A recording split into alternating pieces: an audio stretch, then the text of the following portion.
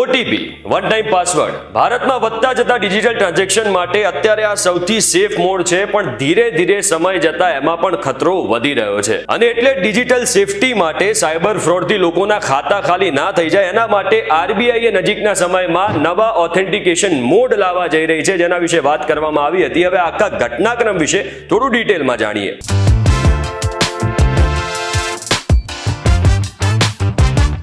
તમે આવી ગયા છો વીટીવી ગુજરાતી.com પર. મારું નામ છે હિમ ખત્રી. સૌથી પહેલા ઓટીપી એટલે કે વન ટાઈમ પાસવર્ડ વિશે થોડું જાણીએ તો અત્યારે બેંક થ્રુ કોઈ મોટું ટ્રાન્ઝેક્શન તમારે કરવું હોય ને તો એમાં સૌથી સેફ મોડ એ ઓટીપી ને ગણવામાં આવે છે. એટલે જ્યારે તમે કોઈ નવા પિન એડ કરો છો અથવા તો કોઈ ફિનટેકમાં તમારા બેંકની ડિટેલ ભરો છો તો સૌથી પહેલા તમને 6 આંકડાનો એક ઓટીપી આવે છે, એક નંબર આવે છે, જે તમે ફિલ કરો એના પછી જ તમારું બેંકનું એકાઉન્ટ એમાં લિંક થાય છે અને આને જ 2 ફેક્ટર ઓથેન્ટિકેશન પણ કહેવામાં આવે છે. હવે પરમ દિવસે આરબીઆઈની મોનેટરી પોલિસી કમિટીની મીટિંગ યોજાઈ હતી, જેના વિશે મેં વિડીયો પણ બનાવ્યો હતો, જેમાં રેપો રેટ અને લોનને લઈને અલગ અલગ નિર્ણયો કરવામાં આવ્યા હતા.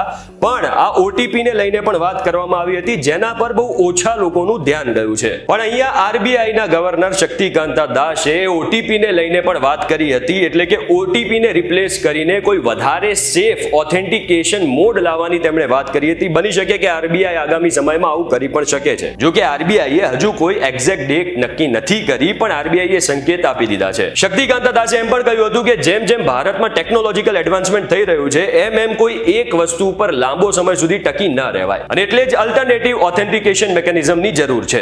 હવે બીજો એક મેઇન સવાલ કે આની જરૂર કેમ પડી, તો જે ઓટીપી છે ને સૌથી સરળ રીત તો છે, પણ એ ફૂલ પ્રૂફ નથી. કારણ કે આરબીઆઈએ હમણાં તાજેતરમાં જે આંકડા જાહેર કર્યા હતા એના પ્રમાણે ગયા વર્ષે આરબીઆઈને જ 95,000 એવી કમ્પ્લેન્ટ મળી હતી કે જે યુપીઆઈ ટ્રાન્ઝેક્શન થ્રુ ફ્રોડની હતી. અને આવા ઘણા બધા ફ્રોડ ઉપર મેં ઘણા બધા વિડીયો પણ બનાવ્યા છે, જેમ કે સિમ સ્વેપ ફ્રોડ. એમાં એવું હોય કે તમારી જોડે જે ઓટીપી આવતા હોય કે જે પણ તમારી પર્સનલ ડિટેલ હોય એ સાયબર ફ્રોડ જોડે ઓલરેડી જતી રહી હોય અને તમારા ઓટીપી એને પણ પહોંચતા હોય, એટલે તમારી જોડે ફ્રોડ થવાની સંભાવનાઓ વધી જાય છે. હવે બીજો એક સવાલ કે જો ઓટીપી નહીં તો બીજું શું?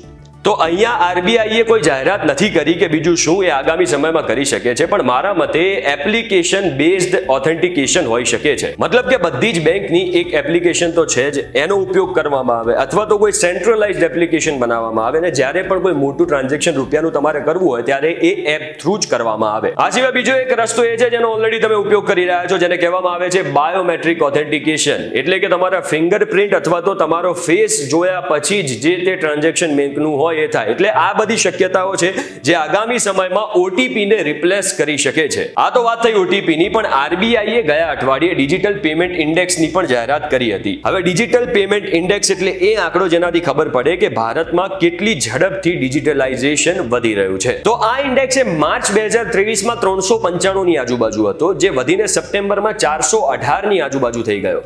એનો મતલબ એમ થાય છે કે ભારતના શહેરોમાં અને ગામડાઓમાં પણ ડિજિટલ ટ્રાન્ઝેક્શનની જે સંખ્યા છે ને બહુ જ ઝડપથી વધી રહી છે અને એટલે જ કોઈ એક વસ્તુ ઉપર લાંબો સમય સુધી જો ટકી રહો તો જે હેકર્સ હોય છે એનો તોડ નીકાળી લે છે. એટલે બની શકે કે ભવિષ્યમાં ઓટીપી સિવાયના પણ ઓથેન્ટિકેશન મોડ આવે, એટલે કે તમે ફિંગરપ્રિન્ટથી કે એપ્લિકેશનથી કે પછી કોઈ પણ અન્ય રીતથી આરબીઆઈ જે જાહેર કરે એ પછી જ તમે એ ટ્રાન્ઝેક્શનને કરી શકો. એટલે એ વાત તો નક્કી છે કે આગામી સમયમાં જે આપણે ડિજિટલ ટ્રાન્ઝેક્શન કરીએ છીએ ને વધારે સેફ થઈ શકે છે. જો આજનો વિડીયો તમને કામનો લાગ્યો હોય તો વિડીયોને શેર કરજો, લાઈક કરજો અને આવા જ અન્ય ઇન્ફોર્મેટિવ વિડીયો માટે જોડાયેલા રહેજો વીટીવી ગુજરાતી.com સાથે.